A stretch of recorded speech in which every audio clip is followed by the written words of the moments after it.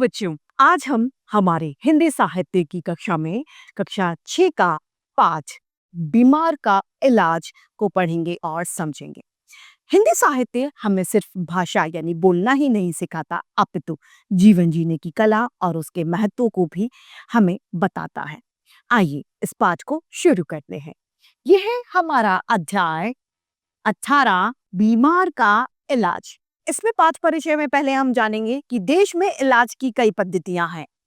कोई डॉक्टर पर विश्वास करता है तो कोई वैद्य पर, यानी कोई देशी इलाज कराता है तो कोई एलोपैथी में जाता है। कोई हकीम पर भरोसा करता है तो कोई झाड़ फूक पर। ऐसे में यदि एक बीमार व्यक्ति पर सारे ही इलाज आजमाए जाएं तो उस बेचारे की क्या दिशा होती है, इस कहानी में इसी बात को बताया गया है। आज परिचय में, पात्र परिचय में हम जानेंगे कि एक कांति है कोई, वह चंद्रकांत के बड़े पुत्र हैं जिनकी उम्र 20 से 21 वर्ष की है। विनोद कांति के समवयस्क मित्र जो हैं वो हैं। चंद्रकांत हैं आगरा का एक रईस जो अंग्रेजी सभ्यता में रहन सहन का प्रेमी है और एकदम भारी भरकम उम्र, और उसकी उम्र है 45 वर्ष। सरस्वती कांति की माँ अपने पति से सर्वथा भिन्न, दुलारी, दुबली पतली, पुराने विचारों वाली। शांति कांति का छोटा भाई। प्रतिमा कांति की बहन, एकदम मोटी और उम्र 24 वर्ष। और अन्य इसमें आएंगे परिचय में, पात्र में डॉक्टर गुप्ता, डॉक्टर नानकचंद वैद्य, बूढ़ा नौकर सुखिया, पंडित, ओझा, पुजारी इत्यादि। आइए शुरू करते हैं। आगरा में कांति के पिता मिस्टर चंद्रकांत की कोठी का एक कमरा, कमरे की सजावट एक संपन्न परिवार के अनुरूप है। सोफा सेट, पलंग, पलंग अर्थात बिस्तर जिसे आजकल बेड कहते हैं हम लोग, वो बेड, पलंग, कुर्सियां, तिपाही इत्यादि सभी वस्तुएं मौजूद हैं। पर नौकर पर निर्भर रहने तथा रूढ़िवादी गृहस्थ स्वामिनी के कारण स्वच्छता और सलीके का अभाव है। स्वच्छता यानी गंदगी है, वहां पर सफाई नहीं है। दरी पर बिछी हुई चादर काफी गंदी यानी मैली हो रखी है। जिस समय यह दृश्य दिखाया जा रहा है उस समय सवेरे के 8 बजे हैं। कांति का मित्र विनोद बिस्तर पर लेटा है। उसे अचानक रात में ज्वर यानी बुखार हो गया, लगभग 104 डिग्री का बुखार। कड़ी काठी होने के कारण वह लापरवाही से कभी उठकर बैठ जाता और कभी उठकर टहलने लगता। वह अपने भीतर से यह विचार निकाल देना चाहता है कि उसे ज्वर है, यानी वो मानना ही नहीं चाहता था कि उसे बुखार है। फिर भी ज्वर की तेजी उसे बेचैन कर रही थी। बुखार तेज था, इसीलिए वह उत्सुक हो रहा था। वह लेट जाता। कुछ देर बाद कांति नाइट ड्रेस में कंधे पर तौलिया डाले चप्पलें फटकारता, सीटी बजाता माए दरवाजे से कमरे में आता है। कांति कहता है, हेलो विजय। हेलो विनोद। अम्मा, अभी तक चारपाई से लिपटे हो? 8 बज रहे हैं। क्या भूल गए आज गांव जाना है? मैं तो स्वयं देर से उठा, वरना मुझे अब तक तैयार हो जाना चाहिए था। लेकिन तुमने तो कुंभकर्ण के चाचा को भी मात कर दिया, यानी तुमने कुंभकर्ण के चाचा को भी हरा दिया सोने में। यार, पास जाकर क्या बात है? खैर तो है, मतलब तुम्हारी तबीयत तो ठीक है? विनोद कहता है, रात न जाने क्यों बुखार हो गया। हाथ फैलाकर देखो। कांति ने उसके शरीर को छुआ। ओह, सारी देह अंगारे की तरह धधक रही है, यानी गर्म हो रही है। विनोद कहता है, कमबख्त बुखार कैसे बेमौके पर आ धमका। कांति कहता है, यार, इस बुखार ने तो सारा मजा किरकिरा कर दिया, यानी सारा मजा खराब कर दिया। इलाहाबाद से मैं तुम्हें कितने आग्रह से छुट्टियां बिताने के लिए यहाँ आगरा लाया था। सोचा था कुछ दिन यहाँ घर में आनंद मौज करेंगे और फिर खूब गांव की सैर करेंगे। विनोद बोला, मालूम होता है मेरे भाग्य में गांव की सैर नहीं लिखी, यानी मेरी किस्मत में गांव की सैर नहीं है, इसीलिए मैं बीमार हो गया। ये छुट्टियां बेकार ही गई। कांति बोला, गांव का रास्ता बड़ा उबड़ खाबड़ है, यानी समतल रास्ता गांव का नहीं है। इस दिशा में तुम्हारा गांव जाना संभव ही नहीं है। सोचता हूं मैं भी न जाऊं। पर जाए बिना काम भी तो नहीं चलेगा। कहो तो मैं अकेला ही हो आऊं, इफ यू डोंट माइंड। उसने बोला अगर तुम माइंड नहीं करो तो मैं अकेला ही चला जाता हूँ। विनोद, नहीं नहीं, तुम हो आओ, उन्होंने आग्रह करके बुलाया है, हो आओ, मैं ठीक हो जाऊंगा, कोई बात नहीं। कांति बोला, तुम्हें कोई तकलीफ न होगी, डॉक्टर आ जाएगा, माता पिता सभी हैं, मैं शाम को ही लौटने का यत्न करूंगा, यानी कोशिश करूंगा मैं शाम को आ जाऊं। विनोद बोला, नहीं नहीं, मामूली बुखार है, ठीक हो जाएगा, जाओ। कांति के पिता चंद्रकांत उसी समय वहां पर अंदर आते हैं। चंद्रकांत कहते हैं दूर से, किसको बुखार है बेटा कांति? अरे इतनी देर हो गई, तुम अभी तक गांव नहीं गए? धूप हो जाएगी, धूल, धूप और धुआं, ये तीन न सही, दो आदमी के प्राण निकालने को काफी हैं। पर उस पर घोड़े की सवारी न कूदते बने न सीधे बैठते बने। बुखार किसे हो गया है बेटा? कांति बोला, बाबूजी, विनोद को रात को बुखार हो गया, देह यानी शरीर तवे की तरह गर्म है, डॉक्टर को बुलाना है, ऐसे में इसका जाना। चंद्रकांत कहता है, विनोद कैसे जा सकता है? और फीवर, जंगल में आग की तरह उद्दंड, अभी डॉक्टर को बुलाकर दिखा देना होगा। फिर निश्चय कर लिया है, डॉक्टर भटनागर इस घर में कदम नहीं रख सकता, उसने प्रतिमा का केस खराब कर दिया था। बुखार उससे उतरता ही न था, डॉक्टर गुप्ता ने आते ही उसका बुखार उतार दिया। अब तो गुप्ता ही मेरे फैमिली डॉक्टर है, गुप्ता को बुलाओ। सुखिया जा, जरा डॉक्टर गुप्ता को बुला ला। कांति, डॉक्टर भटनागर मैं, मेरा फेथ कभी नहीं रहा, मतलब मेरा विश्वास अब डॉक्टर भटनागर में नहीं रहा। बाबूजी, डॉक्टर नानकचंद को दिखाना ही ठीक है, न जाने उसके हाथ में कैसा जादू है। मेरा तो दिन पर दिन होम्योपैथी में विश्वास बढ़ता जा रहा है। चंद्रकांत कहते हैं कमरे में टहलते हुए, मेरे बच्चे, तुम पढ़ लिख कर भी नासमझ ही रहे, बिना अनुभव के समझदार और बच्चे में अंतर ही क्या है? अरे होम्योपैथी भी कोई इलाज है? गांठ बांध लो, कड़वी भेजस, बिन पिए मिटे न तन का ताप, ये बाल धूप से सफेद नहीं हुए, कहते क्यों नहीं विनोद बेटा? विनोद जी करवट बदल लेता है, वो अपना मुंह दूसरी ओर कर लेता है। चंद्रकांत कहते हैं, ये वैद्य हकीम क्या जाने हरड़ बहेड़ा और शरबत चोरे के पंडित। कांति बोला, मैं चाहता हूं आप इस मामले में। चंद्रकांत कहता है, नहीं, यह नहीं हो सकेगा, मैं जानता हूं विनोद को भला इसी में है।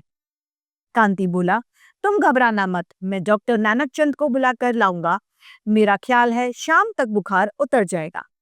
अच्छा विनोद, देर हो रही है, चलो। विनोद कहता है, हाँ हाँ तुम जाओ, मैंने बुखार की कभी परवाह नहीं की कांति, उतर जाएगा अपने आप, शाम तक लौटने की कोशिश करना। कांति बोला, जरूर जरूर, अवश्य अवश्य, तुम्हारे बिना मेरा मन क्या लगेगा, लेकिन जाना जरूरी है। अच्छा, विश यू ऑल राइट। सीटी बजाता हुआ चला जाता है वहां से। विनोद कहता है, नमस्कार, करवट बदल लेता है। कांति की माँ सरस्वती अंदर आती है। वो कहती हैं कमरे में घुसते ही, विनोद क्या बात है, उठो, चाय तैयार है, कुछ खाओ पियो। क्या बात है, खैर तो है, कुछ तबीयत खराब है क्या?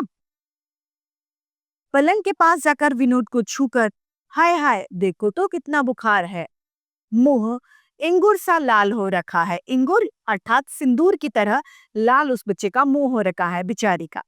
घबराओ मत बेटा, मैं अभी वैद्य हरिचंद को बुलाती हूँ, वे काफी काबिल वैद्य हैं। अरे शांति, वो शांति, शांति आ जाता है, देख तो बेटा हरिचंद वैद्य को बुला ला। विनोद कहता है, माताजी बाबूजी ने डॉक्टर को बुलाया है, शायद कांति ने डॉक्टर नानकचंद के लिए कहा है। सरस्वती कहती है, लो और सुनो, इसके मारे ही मेरी नाक में दम है, उस मरे डॉक्टर को कुछ न आवे है और न जावे है। न जाने क्यों डॉक्टर गुप्ता के पीछे रहे होंगी। क्या नाम है मरे उस भटनागर का? इन दोनों ने प्रतिमा को मार ही डाला था। वह तो यह कहो भला हो वैद्य जी का बचा लिया। जा बेटा शांति, तू जल्दी से जल्दी जा। शांति जाता है। जाऊं हूं माँ, चला जाता है। सरस्वती कहती है, अरे प्रतिमा, ओ प्रतिमा। प्रतिमा दूर से ही, हाँ क्या है? सरस्वती कहती है, देख जा मंदिर के पंडित जी पूजा कर रहे हैं, उनसे कहियो जरा इधर होते जाएं। और देख, उनसे कहना मार्जन का जल लेते आए, विनोद भैया बीमार हैं। विनोद उत्सुकता से करवट बदलकर, पंडित जी का क्या होगा यहाँ माँ? सरस्वती बोली, बेटा अपने वे पंडित जी रोग पूजा करने आवे हैं, जरा मार्जन कर देंगे, सारी अला बला दूर हो जाएगी। अरे मिश्रानी, ओ मिश्रानी, दूर से ही आवाज आती है। आई बहू जी। अरे देख थोड़ा दूध तो गर्म कर लाइए। विनोद कहता है, दूध तो मैं नहीं पीता माता जी। सरस्वती कहती है, अच्छा रहने दे, क्या हर्ज है? थोड़ी देर बाद सही जैसे ही जाने लगती है वैसे ही मार्जन का जल, दुर्वा यानी घास लेकर पंडित जी कमरे में आ जाते हैं। देखो पंडित जी, तुम्हारी पूजा से प्रतिमा जी उठी थी, याद है ना? यह मेरे कांति का मित्र यानी दोस्त है, जरा मंत्र पढ़कर मार्जन कर दो। पंडित जी कहते हैं, क्यों नहीं बहू जी, मंत्र का बड़ा प्रभाव है। पुराने समयों में दवा दारू कौन करे था, बस मंत्राभिषेक शक्ति जल से मार्जन करा की बीमारी गई। सरस्वती कहती है, सच कहे हो पंडित जी, जरा कर तो दो मार्जन। वैसे मैंने अपने उन वैद्य जी को भी बुलाया है, शांति गया है बुलाने। पंडित जी बोले, तभी तभी मैं कहूँ आज शांति बाबू दिखाई नहीं दिए। ठीक है, एक शत्रु पर जब दो पिल पड़े तो वह कैसे बचकर जाएगा, यानी बुखार का दोनों तरफ से इलाज होगा तो बुखार बचकर कैसे जाएगा? सरस्वती कहती है, हाँ और क्या, पर आजकल के ये पढ़े लिखे कुछ माने तब ना। तुम्हारे उन्हीं को देख लो, कुछ दिनों से डॉक्टरी चक्कर में पड़े हैं। पंडित जी कहते हैं, जमाना बड़ा खराब है बहू जी, देवता ब्राह्मण और गौ पर यानी गाय पर तो जैसे श्रद्धा ही नहीं रही है लोगों की। सरस्वती कहती है, अच्छा पंडित जी मार्जन कर दो, मैं अभी आई। और वो चली जाती है। पंडित जी मंत्र पढ़कर विनोद के ऊपर से बार बार जल छिड़कता है। उसी समय डॉक्टर को लेकर चंद्रकांत अंदर आ जाते हैं। चंद्रकांत कहते हैं, अरे यह क्या हो रहा है? बस करो ब्राह्मण देवता, बस करो। और वो ये बात जोर से कहते हैं, अरे तुम क्या समझते हो इसे भूत है? रहने दो, न जाने इस औरत को कब बुद्धि आएगी। अरे डॉक्टर गुप्ता आप इधर बैठिए ना। पंडित जी कहते हैं, बस थोड़ा मार्जिन रह गया है बाबूजी। डॉक्टर गुप्ता, महाराज क्यों मारना चाहते हो बीमार को? निमोनिया हो जाएगा। निमोनिया? पंडित डॉक्टर के कहने पर भी मार्जन किए जाता है। अटर न्यूसेंस मिस्टर चंद्रकांत। चंद्रकांत कड़क कर, बस रहने दो, सुनते नहीं डॉक्टर गुप्ता क्या कह रहे हैं? निमोनिया हो जाएगा। पंडित जी बोले, जैसे आपकी इच्छा। मेरा तो विचार है कि विनोद बाबू को इतने से ही बुखार उतर गया होगा, वो चला गया। डॉक्टर गुप्ता कहते हैं, मित्रों मंत्रों मंत्रों से बीमारी अच्छी हो जाती तो हम क्या भाड़ झोंकने को इतना पड़ते? न जाने देश का यह अज्ञान यानी जो ज्ञान की कमी है वो कब दूर होगी। खाट के पास खड़े होकर विनोद को देखता है, बुखार तेज है। फिर थर्मामीटर से देखता है तो 104 डिग्री। थर्मामीटर बुखार को नापने का एक यंत्र होता है। कोई बात नहीं, ठीक हो जाएगा, दवा लिख देता हूँ, डिस्पेंसरी से मंगा लीजिएगा। 2-2 घंटे बाद पीने को केवल दूध। You will be all right with in 2 और 3 डेज। आप 2 या 3 दिन में ठीक हो जाएंगे। बेचैनी मालूम हो, बुखार न उतरे तो बर्फ रखिएगा सिर पर। डॉक्टर ने ये बात उसे बता दी। चंद्रकांत कहते हैं ठीक है, घबराने की कोई बात नहीं, ठीक हो जाओगे, मामूली बुखार है, मैं अभी दवा लाता हूँ। एक तरफ से दोनों चले जाते हैं, दूसरी तरफ से सरस्वती आती है। सरस्वती कहती है क्या हुआ? पंडित जी चले गए, मार्जन की कर गए, विनोद चुपचाप पड़ा रहा। सरस्वती देह छूकर यानी शरीर छूकर कहती है अब तो बुखार कम है, देखा मंत्र का प्रभाव, मार्जन करते ही फर्क पड़ने लग गया। वैद्य हरिचंद शांति के साथ अंदर आते हैं। सरस्वती कहती हैं लो वैद्य जी भी आ गए, आओ वैद्य जी। हरिचंद कहता है क्या बात है बहू जी, सवेरे ही शांति का जा पहुंचा तो मैं डर गया। मैं तो चाहता हूं कि आप जान पहचान के लोग सदा खुश रहें। हाँ क्या बात है? सरस्वती ने कहा ये कांति के साथ पड़े हैं वैद्य जी, छुट्टियों में उसी के संग सैर को आया, सो बेचारा बीमार पड़ गया, जरा देखो तो। वैद्य जी उसकी नाड़ी को देखने को बढ़ते हैं, वैसे ही विनोद बोल उठता है। विनोद कहता है डॉक्टर गुप्ता भी देख कर गए हैं माता जी। हरिचंद कहता है फिर मेरी क्या आवश्यकता, मेरा काम ही क्या, एकदम दूर जा खड़ा होता है।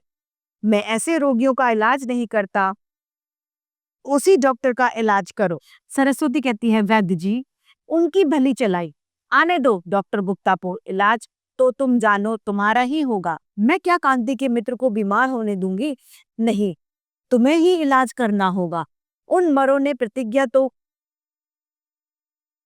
को तो मार ही दिया था, तुम ही ने तो बचाया है। हरिचंद्र के पास जाकर विनोद को देखते हुए हाँ सोच लो, मैं उन लोगों में से नहीं हूं जो दवा देने के लिए भागते फिरे। मैं अच्छी तरह जानता हूं कि बाबू चंद्रकांत डॉक्टरों के चक्कर में पड़ गए हैं जो अंग्रेजी दवाओं को देकर लोगों को मार देते हैं। पेट खराब है, काढ़ा देना होगा, एक गोली दूंगा, काढ़े के साथ दे देना, बुखार पचेगा और ठीक हो जाएगा, ये वैद्य जी कहते हैं। सरस्वती कहती है मैं कह नहीं रही थी कब्जी से बुखार है।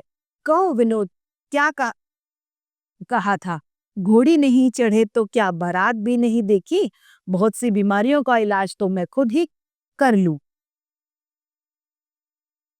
हरिचंद्र कहते हैं बीमारी पहचानने में कर तो ले गए ले कोई मेरा मुकाबला, बड़े बड़े सिविल सर्जन मुझे बुलाते हैं। अच्छा चला, काढ़ा और गोली भेज दूंगा, पहले बुखार पचेगा और फिर उतरेगा। चंद्रकांत कहते हैं लो बेटा विनोद एक खुराक पी लो, अभी ठीक हो जाओगे। विनोद ने उठकर दवा पी ली। विनोद कहता है अभी वैद्य हरिश्चंद्र भी आए थे। चंद्रकांत कहते हैं आए थे? वह मूर्ख वैद्य, वह क्या जाने इलाज क्या, वैद्य जी की दवा तो नहीं पी। अच्छा, 2-2 घंटे बाद यह दवा लेते रहना। और चंद्रकांत चला जाता है। यानी यहाँ पर घर में सभी तरीके पर क्या था, इलाज का जोर था। कोई चाहता था कि हम डॉक्टर से इलाज करवाएं, कोई चाहता था कि हम वैद्य से इलाज करवाएं। सुखिया कहता है बाबू मैं तो झाड़ फूक में विश्वास करता हूँ, हाथ फेरते ही बुखार उतर जाएगा। यह ओझा से पानी लाया हूं, 2 घंटे में बुखार क्या उसका नाम भी नहीं रहेगा। विनोद कहता है अरे कहीं बुखार भी झाड़ फूक से गया है? सुखिया कहता है मैं तो गांव का ही रहने वाला हूं, मैंने तो कहीं नहीं देखा कि बुखार झाड़ फूक से उतरा है, जरा पानी तो दो।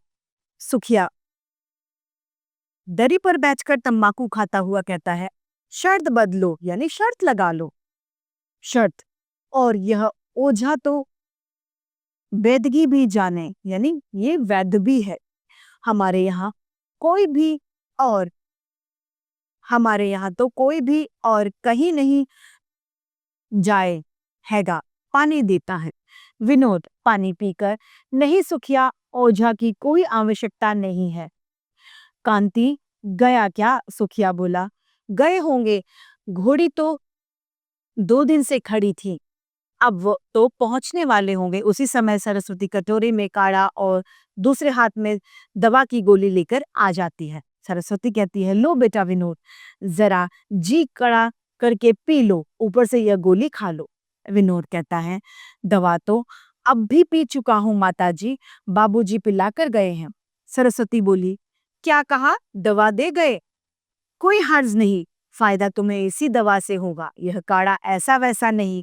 कटोरी देती हुई विनोद चुपचाप काढ़ा पीने लगता है।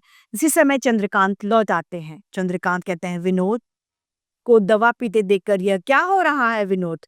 सरस्वती बोली, दवा दे रही हूँ और क्या। चंद्रकांत बोला, तुम पागल हो गई हो, विनोद डॉक्टर गुप्ता की दवा भी पी चुका है। सरस्वती बोली, सुनो, मैं यह नहीं मानती कि मैं डॉक्टर की दवा और डॉक्टर दोनों को व्यर्थ समझती हूँ। चंद्रकांत कहते हैं, तुम मूर्ख हो। कहीं डॉक्टर मूर्ख होता है? मूर्ख है ये वैद्य जो कुछ जानते। प्रतिमा को तो डॉक्टर गुप्ता से लाभ हुआ था। सरस्वती कहती है, बिल्कुल गलत, दवा तो मैं देती हूँ। चंद्रकांत कहते हैं, विनोद दवा मत पियो, हरगिज न पियो, वैद्यों की दवा पीना मृत्यु को बुलाना है। सरस्वती बोली, बेटा यह काढ़ा पीना बहुत जरूरी है, आवश्यक है, इसे पिए बिना तुम्हें लाभ न होगा। इन्हें कहने दो, ये ऐसे ही कहते हैं, इसे पी लो। यानी अब दोनों में बहस हो जाती है, एक डॉक्टर से इलाज कराना चाहता है और एक वैद्य से। चंद्रकांत कहते हैं, कटोरा विनोद के हाथ से लेकर इसे रहने दो, मैं जाने संसार के न जाने संसार में मूर्खता कब जाएगी। सरस्वती कहती है, नहीं, यह नहीं हो सकता, पराया लड़का है बेचारा, कांति के साथ सैर को आया है, डॉक्टरों के चक्कर में पड़ा और बस, रहने दो, क्या मैं इस घर की कोई भी नहीं हूँ?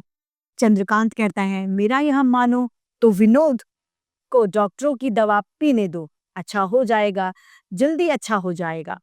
सरस्वती बोली, देखो जी, तुम क्या नाम है मुझे ही सदा दबाते हो, इस घर में कोई मेरी सुनेगा? काढ़ा और गोली जमीन पर रखकर रोने लगी, आंखों से आंसू पोंछती हुई, जैसे मैं इस घर की कोई हूं ही नहीं, और वो रोने लग जाती है। चंद्रकांत हैरान रहकर, अरे ओ भगवान, मैंने तुझे गाली कब दी? मैंने तो यही कहा कि डॉक्टर की दवा से विनोद अच्छा हो जाएगा, इसमें रोने की क्या बात है? सरस्वती रोते हुए कहती है, वैद्य हरिश्चंद्र ने जहर तो पिया नहीं दिया है, काढ़ा और गोली ही तो दी है, विनोद पिएगा तो काढ़ा ही, डॉक्टर की दवा हरगिज नहीं पिएगा। चंद्रकांत कहता है, मैं कहता हूँ विनोद डॉक्टर की दवा पिएगा। सरस्वती कहती है, मैं कहती हूँ वो वैद्य की दवा पिएगा। चंद्रकांत, तुम्हें कोई कहाँ तक समझाएगा? मैंने दुनिया देखी है, मैं जानता हूँ आजकल किसकी दवा से फायदा होता है। देखो, जिद ना करो। सरस्वती अड़ जाती है, देखो, मुझे सुनो, घर के मामले में तुम्हें बोलने का अधिकार नहीं। विनोद अगर दवा पिएगा तो वैद्य की। चंद्रकांत कहते हैं, नहीं, हरगिज नहीं, विनोद दवा पिएगा तो डॉक्टर की, नहीं तो कोई दवा वो नहीं पिएगा। विनोद बोला, इससे अच्छा मैं यहाँ है कि कोई दवा ना पीऊं। सरस्वती कहती है, यह कैसे हो सकता है भैया, मैं मर जाऊं, इससे तो अच्छा है भगवान मुझे उठा ले, अब इस घर में मेरी कोई जरूरत नहीं है। चंद्रकांत कहता है, अच्छा भाई, काढ़ा पी ले, मुझे क्या, अजब परेशानी में जान है, तुम कभी कोई नई बात नहीं सीखोगे। अच्छा चलो, विनोद के ऊपर ही फैसला रहा। क्यों विनोद? विनोद कहता है, ठीक है, मैं कोई दवा नहीं पीऊंगा। दोनों बोलते हैं चिल्लाकर, यह कैसे हो सकता है, दवा तो तुम्हें पीनी ही पड़ेगी। कांति आता है, आइए डॉक्टर साहब, मैंने कहा पिता को देखकर विनोद को जरा डॉक्टर नानक चंद को भी दिखा दो। विनोद उठकर जाने लगता है। अरे विनोद, तुम कहाँ जा रहे हो? क्या बात है? सुनो, देखो डॉक्टर साहब आए हैं। विनोद विनोद बोला, मेरा बुखार घूमने से उतरना है कांति, मैं घूमने जा रहा हूं। डॉक्टर बोला, he is suffering perhaps from Kings disease, उसको नींद में घूमने की बीमारी मालूम होती है। कांति चिल्लाकर, बेचारा विनोद, मैं जाता हूँ, शायद यह अपने आप में नहीं की। चंद्रकांत कहता है, लेकिन डॉक्टर ने तो बुखार की दवा दी है। सरस्वती कहती है, और वैद्य ने अपच का काढ़ा दिया है।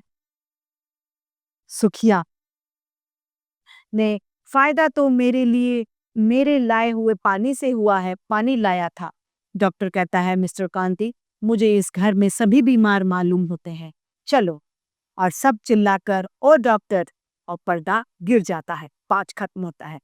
इस सुंदर से पाँच के रचयिता हैं उदय शंकर भट्ट। तो इसी के साथ हमारी साहित्य की कक्षा यहीं समाप्त होती है। फिर से ऐसे रोचक पाँच लेकर आपके समक्ष प्रस्तुत होंगे। आज के लिए इतना ही। धन्यवाद।